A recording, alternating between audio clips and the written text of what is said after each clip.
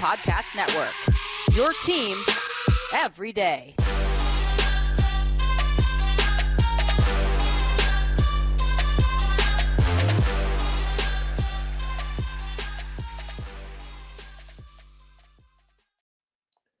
What's good, Wizards fans, and welcome to the Locked On Wizards podcast. It's your host, the real Ed Oliver. I just want to thank you guys for making Locked On Wizards your first listen every day. We are free and available wherever you get podcasts. Today we have a special guest and Bullets Forever contributor, John Heiser. How are you feeling today? I'm feeling good. Happy Monday. Thanks for having me. Yep.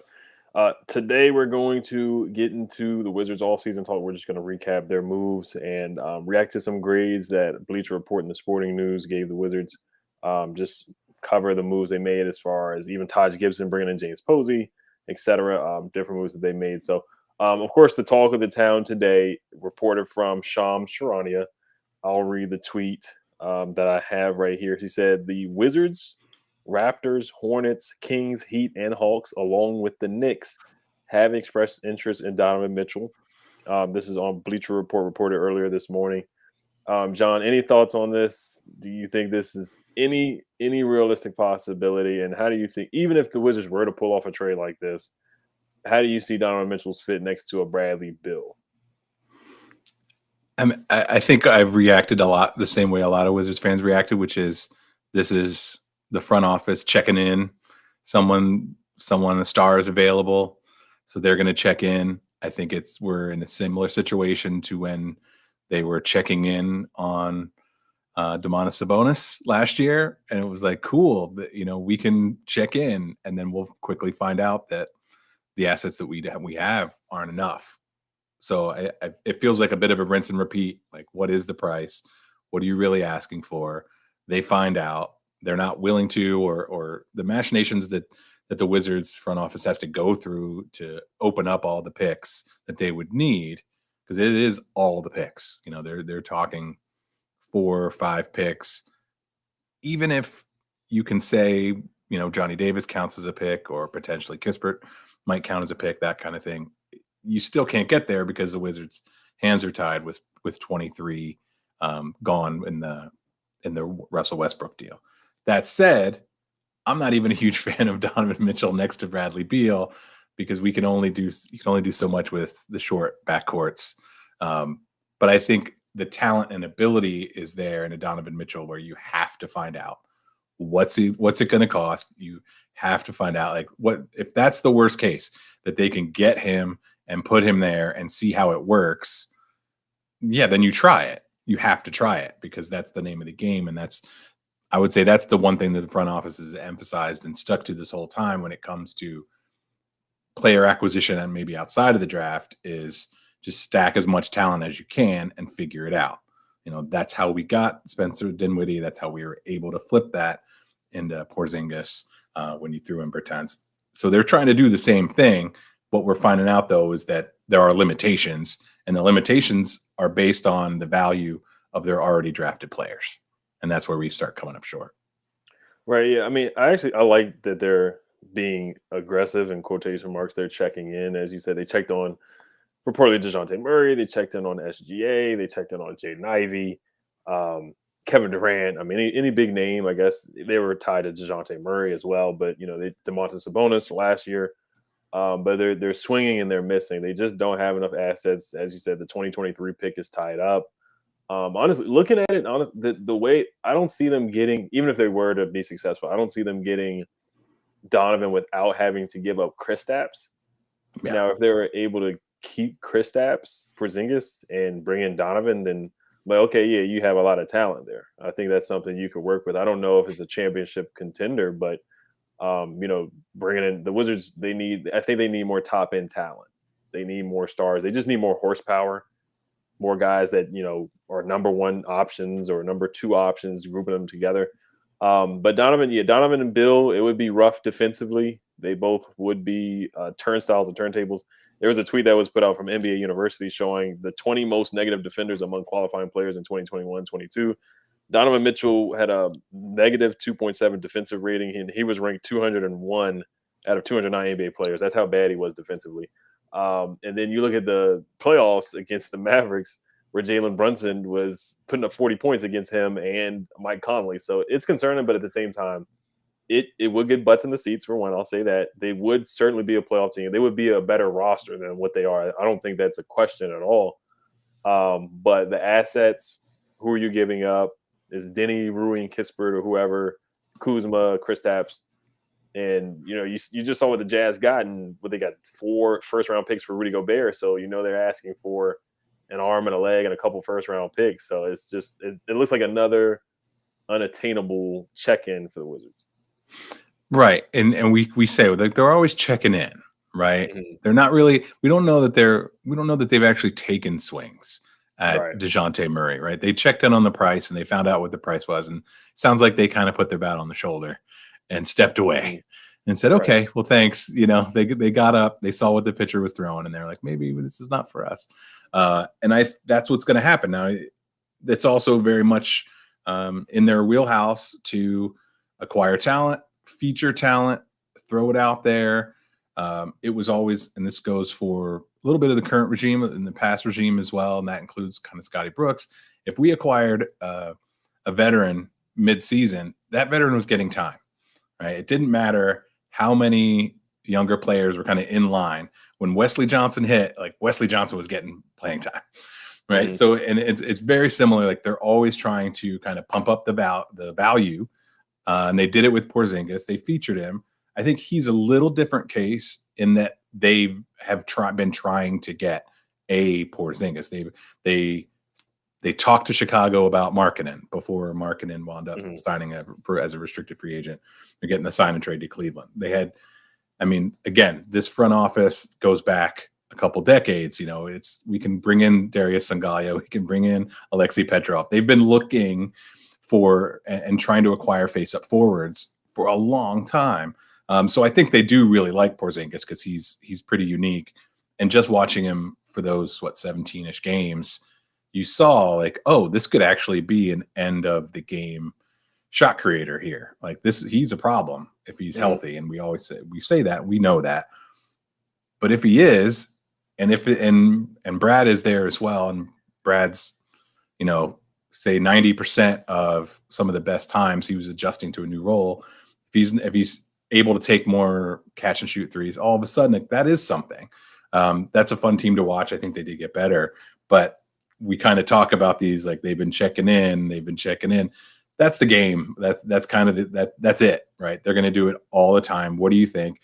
We know that Porzingis still has fans around the league, so they're going to. It's hard to say like they're just full on committed. Well, they're not, because they're not going to extend Porzingis now, and that is going to, we worry about the injuries, but that's what's going to impact his value at the trade deadline or beyond is his player option. And are you now going to have to get in line to bid for him in the summer after this season? So it's like between that and that, I can see how his value wouldn't even be to the top of his ability if he was healthy, right? Because it's that right up against it. Whereas DeJounte, Donovan Mitchell has 3 years left. DeJounte Murray had at least a year, I think, and then he's going to be extension eligible at a large number. So it's due diligence, and it happens all the time. And every once in a while they find out about it. I think the difference in these has been that we're finding out about more of it. I know Tommy likes to keep it secret.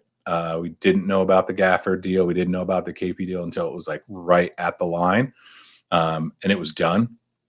So the fact that the name is out there this much and that Washington has at least been mentioned, and even in the KD conversation mentioned as someone making a push, a lot of those reports are dated, and the news comes out well after the actual conversation may have happened. We hear that's what's true of the Boston KD story from today. So I think we're back in the similar situation. Was like, all right, the name's going to get out there a little bit more, but ultimately they're going to put this group of a 10-player rotation together and throw them out and see what they have, because again, the overarching theme from the past few years, well, we don't really know what we have because these guys haven't played together, and we're bringing it all up. We're kind of adding them together from scratch again. So with the continual search for continuity as well as we talk about roster churn. Right. Right, definitely. Yeah, I did want to touch on some of your points about Bradley Beal catching and shooting, but yeah, the continuity and the continuity and the chemistry. But before we do get to that, into that, and a little bit more of the off season, this episode is brought to you by Bet Online. BetOnline.net is the fastest and easiest way to check in on all your betting needs. Find all your favorite sports and events at the #1 online source for odds, lines, and games. Find reviews and news of every league, including Major League Baseball, NFL, NBA, NHL, combat sports, esports, and even golf. BetOnline continues to be the top online resource for all your sports wagering information from live in-game betting, scores, and podcasts. They have you covered. Head to BetOnline today or use your mobile device to learn more about the action happening today. BetOnline, where the game starts. Yeah, so about the catch and shoot aspect for Bradley Beal, I mean, that just reminds me that he would most likely be the point guard. I mean, either one would interchange. Brad wasn't bad at the point guard position last year. I know a lot of people don't like seeing it happen. He's not a natural point guard, of course, but is there really any natural point guards in the NBA today? I mean, most of the points are scoring guards. Even DeJounte Murray is an aggressive scoring guard. A lot of De'Aaron Fox. There's just most point guards are looking to score. Kyrie Irving's looking to score all the time. Those are just to name a few. Even Brogdon for the Celtics, he's a combo guard. Most guys are combo guards, but Brad, I think it would work out for those guys. They would be taking turns in a sense. I know it didn't work out with Dinwiddie last year because Dinwiddie's a combo guard, but Donovan Mitchell, the talent is just a lot higher than Dinwiddie, and he's not coming off an injury. So it would be intriguing. But once again, I think Brad at the point guard is not bad. When they lost to the Bulls, he had 10 assists in that game. He was facilitating the ball. The ball was moving. If they had those three, Porzingis, Brad, and Mitchell, I think it would be solid. You brought up Wesley Johnson. I even forgot he was on the Wizards. Alexei Petrov, that's a throwback too. I remember when he got dunked on by Andres Nescioni for the Bulls, and they called him Stewie. But man, going back, they are looking for a face-up big. Porzingis, I like the point you brought up too. He really can be a closer. There are times where Brad's has struggled in the clutch, turnovers, falling over his feet, tripping over his feet, and whatnot. He led the league in clutch turnovers before he was injured. So Donovan, he's been clutch, and I think Porzingis, he really is a guy that you can give the ball to. I think they believe that he's been the big fish that they got, so they're not looking to bring in another. I think they're checking in on guys. But I know they're not super upset. They're not looking to just throw the farm. Where I feel like the Knicks are looking to really gain first-round picks, and they're really looking to bring in another big fish to put next to Julius Randle, to put next to RJ Barrett, and also now Jalen Brunson. So I just think the other teams, the Hawks, have been more aggressive to bring guys in as well. I just feel like other teams are being a little bit more aggressive. I know the Wizards' hands are tied too, and the assets thing that you brought up too. They don't have the best assets compared to other teams either. So I think that's just where you're at with the Wizards right now, or where we're at. No, agreed. I would say the one thing with Air in terms of true point guards is we got one. Monty Morris is the point guard that Wes Jr. has talked about. It's the point guard that Tommy's talked about well before he was acquired. They were talking, they wanted someone who could command the offense, could get 2 feet in the paint, I think why I personally wound up liking that move a lot more is because I think he complements Brad. I'm one that would like to see Brad need to do less.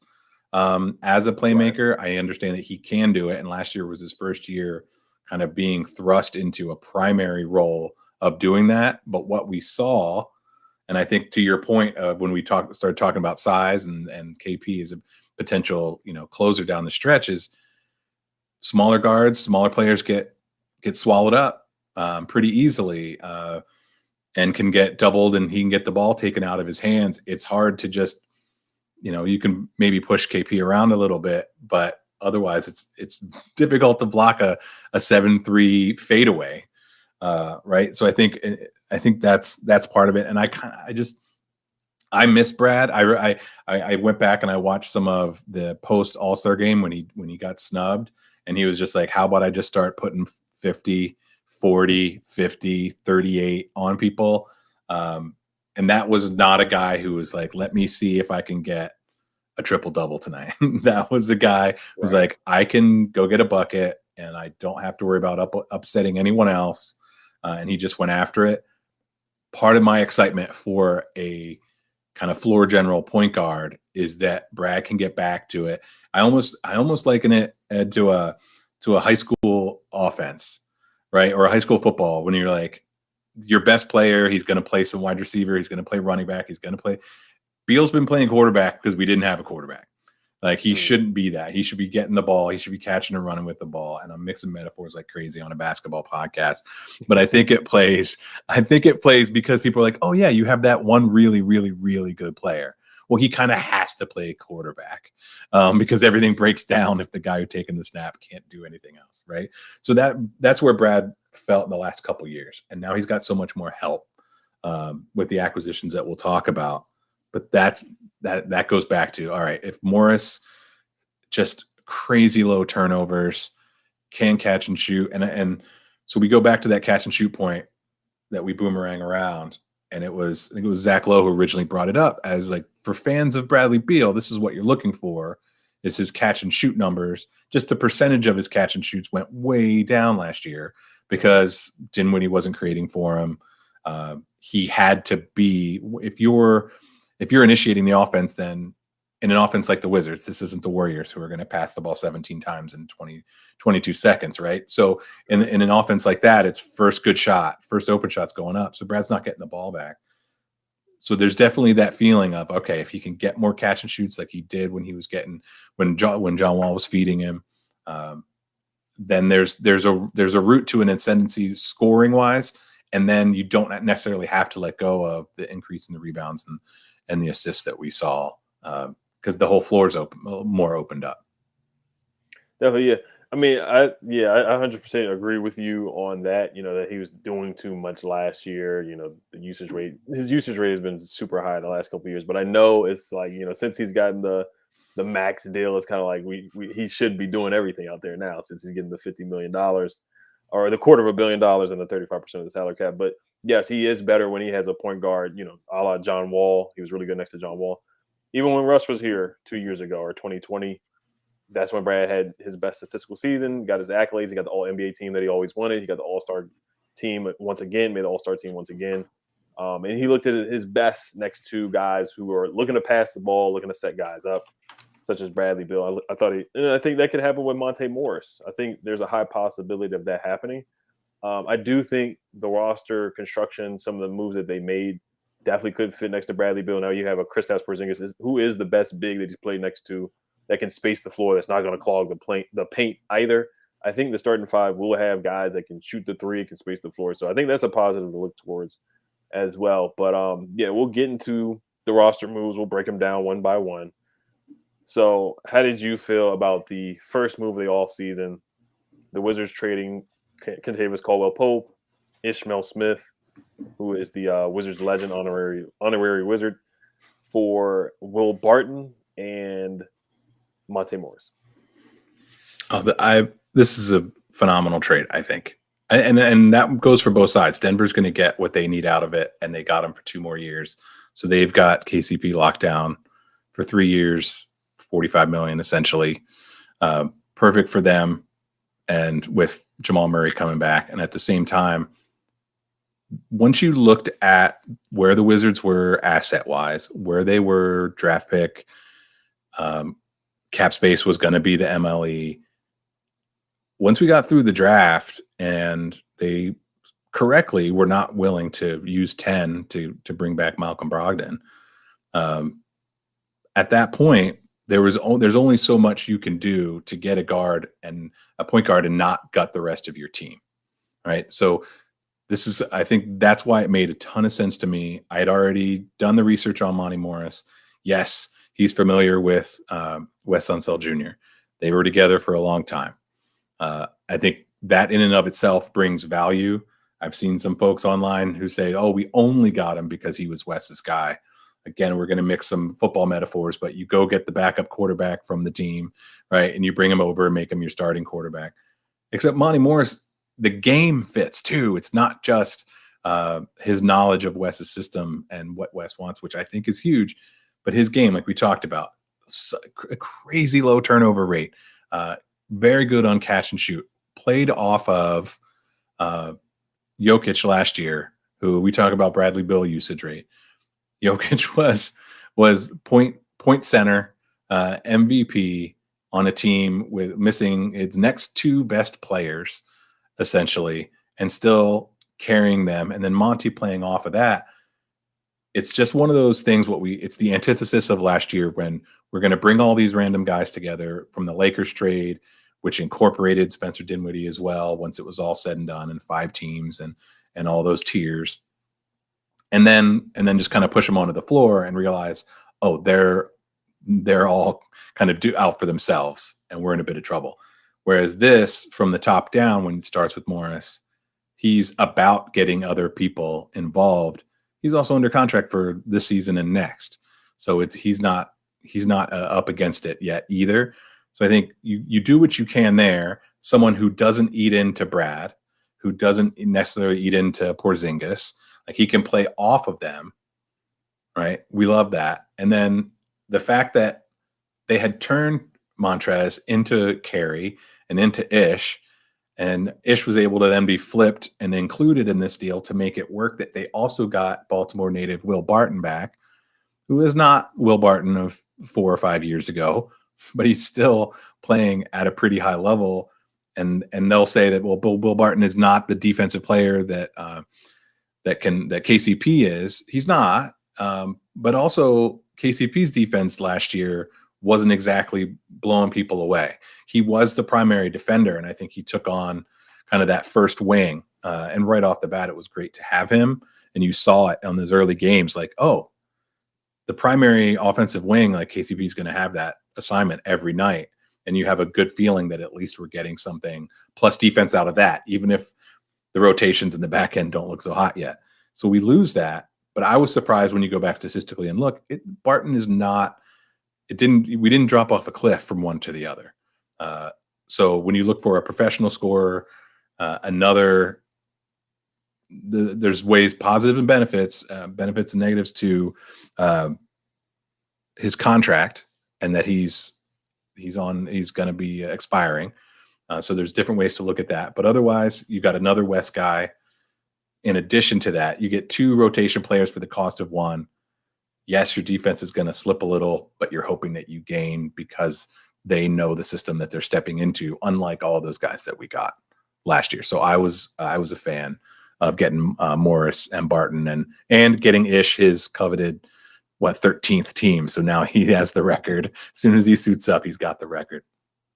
Right. You get some guys that are familiar with Wes. You get a guy in Monte Morris who's going to know his role. He's not going to try to, score a bunch of points, your turn, my turn with Brad, like last year that we ran into different roles and different conflicts. I think, you look at the way Tomas Satoransky played last year. I wasn't a big fan of signing him when we did, but he kind of showed what a point guard could do. When a guy's just looking to pass, he's not looking to get in the way of guys. Running the offense through Kristaps, you think of the everybody eats phase with Brad and Tomas Satoransky at that time. So I see the thinking with Monte Morris. He's a pass-first guy, not looking to score. He's a steady Eddie, solid point guard that is a solid defender as well. Will the thrill, like you brought up from Baltimore, I like the local aspect as well. Now, the thing with Will, is he going to start? Is he going to take minutes from Rui or Denny? They got to compete as well. So it's not just about bringing him in, but it's competition. So where is he going to fit in, at the 2 or the 3? Still don't really have a natural 3 at the moment.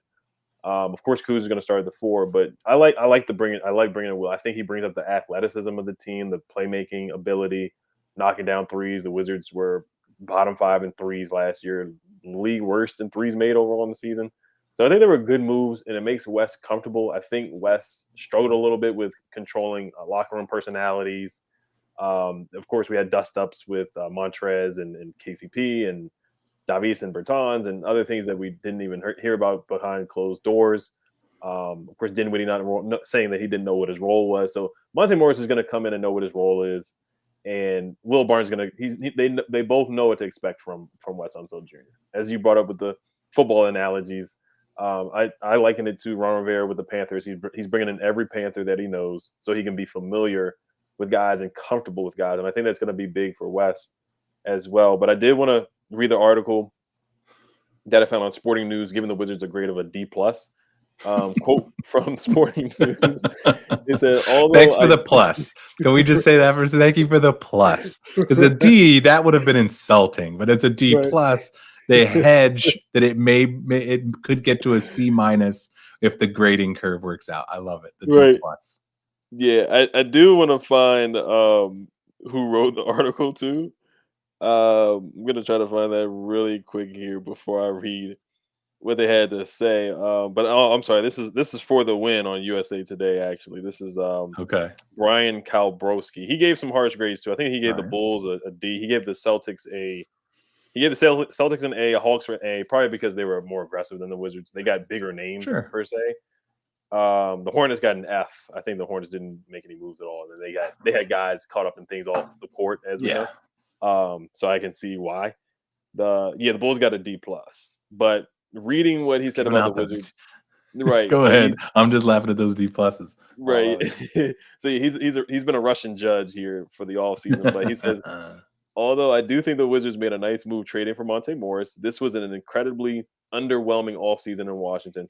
Bradley Beal is a good player, no doubt, but he is unlikely to ever return a positive value on the massive contract he signed. This team is neither contending nor in a rebuilding phase, which is the worst place in professional sports, end quote. What were your thoughts on what Brian Kalbrowski had to say? I mean, it's very popular, and I probably wouldn't argue too much with the fact that Bradley Beal is going to get paid and to be a franchise cornerstone, which is the term that they use. But that doesn't necessarily mean paying him that doesn't make him back to being an all NBA player. And it seems like there's part of a Wizards organization process, which is, we've got John, he's making all-star teams. He made an all NBA. We have Supermax. Great. Now we have a Supermax player. Right. And it was kind of like this box that was checked in terms of legitimacy. And it felt like that too with Brad. It was like, okay, he's got his multiple all-stars. His all NBA year, when you look at it, I'm pretty sure Kyrie was hurt most of that time.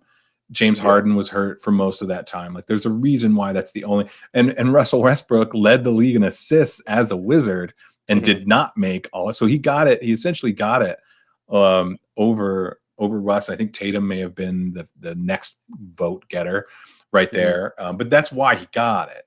So I completely understand if someone's going to say you can't pay him that much to not be the star. They just didn't have as many options because as you and I have discussed, if other people have discussed ad nauseum in the last 2 years, if you were going to take another path, that was 2 years ago.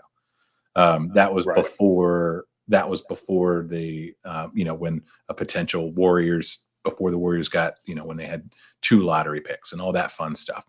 So, but here we are now.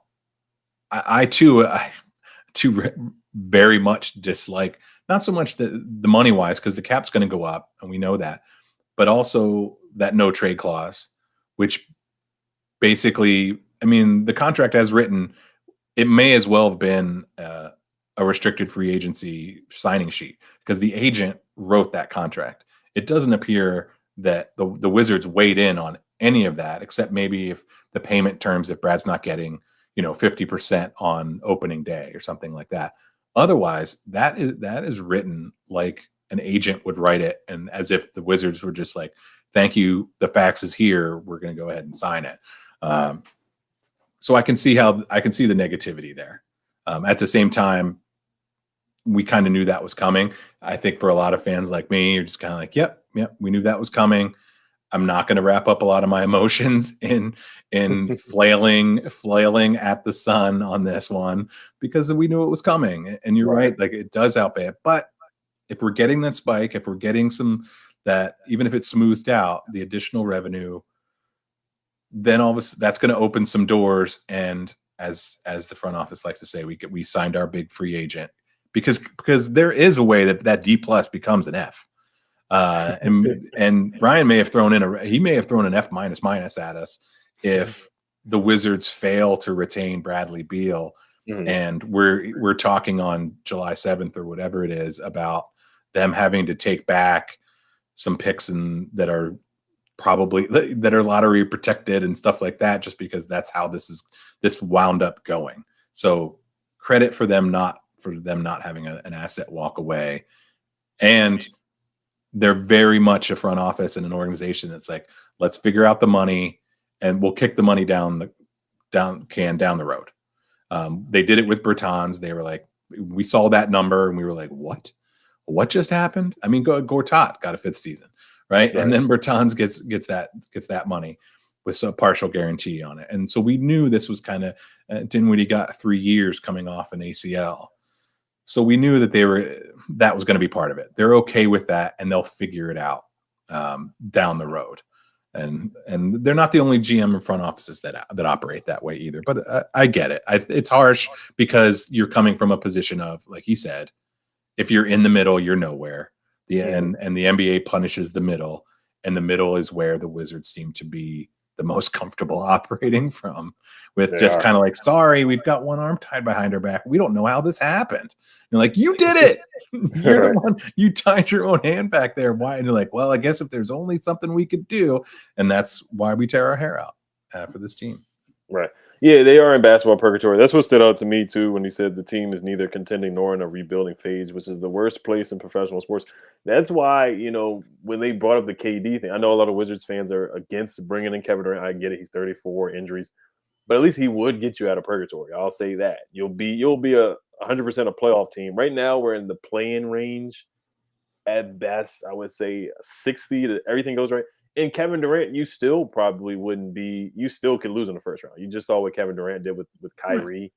But at least you would be more competitive, and you would – technically, in my opinion, you would be out of purgatory. Right now, you are in purgatory where you could end up in that playing spot.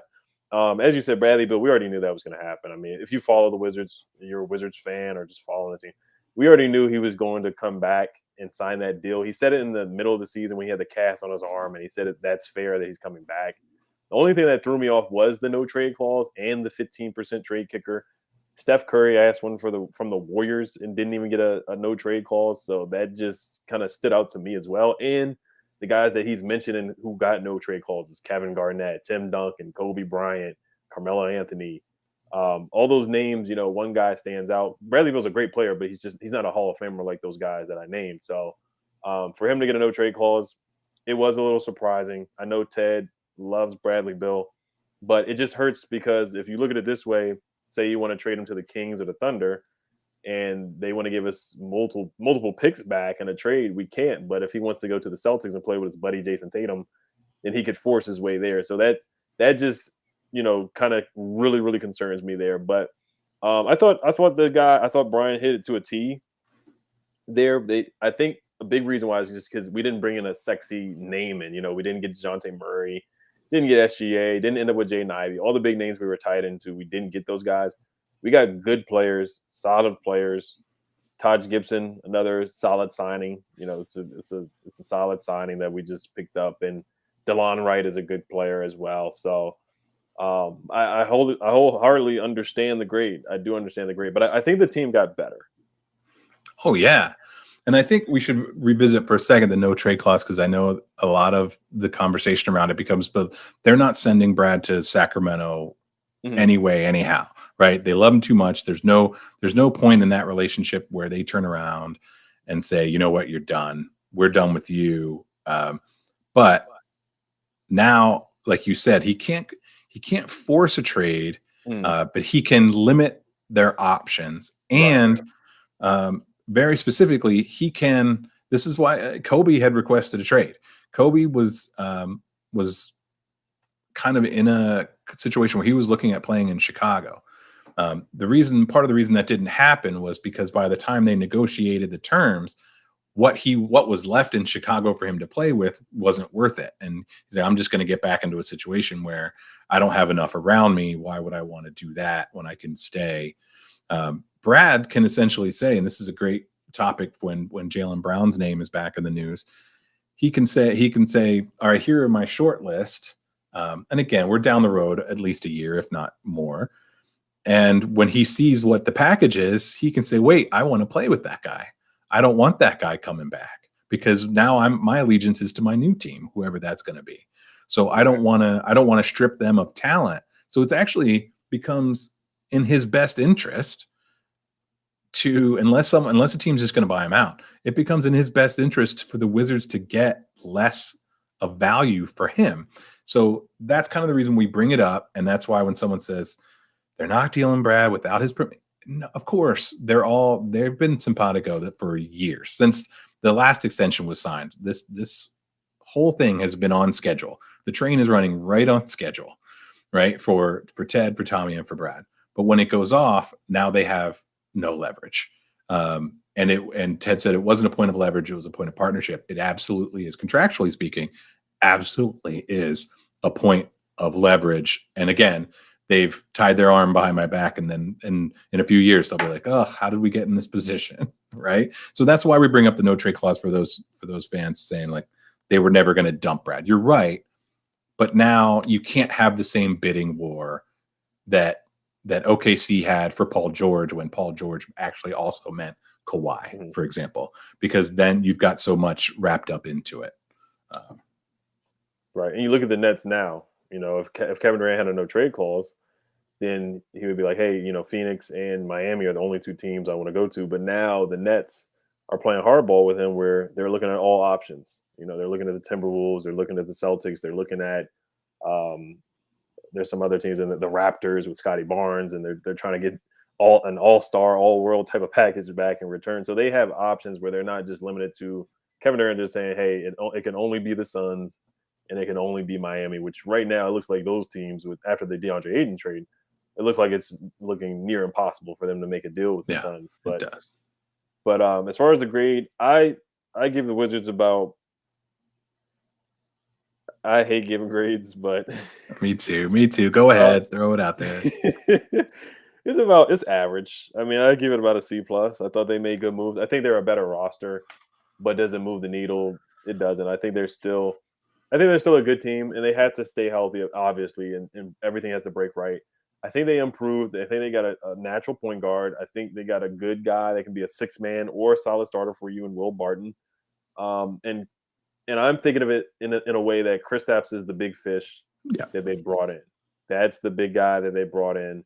It's not a DeJounte Murray. It's not a Donovan Mitchell. This is the guy that they're really banking on to change this offense. In the last part of the year, the 17 games, they legitimately ran the offense through Kristaps. I know Brad wasn't there and Kuzma was out for a couple games, but Kristaps, he looked like the Knicks Kristaps when he was healthy in those last couple games. So I give him about a C+. Roll for me, as Wes could be heard shouting at him in one game from the mid post. Roll for me, because he just kept fading to the line and kept taking those 2 feet behind the 3 point. I was like, your percentage is not good enough to be 2-3 feet behind this line. You can hear Wes, roll for me. No, I give him a C. So I'm right there with you, C+, because what are these grades?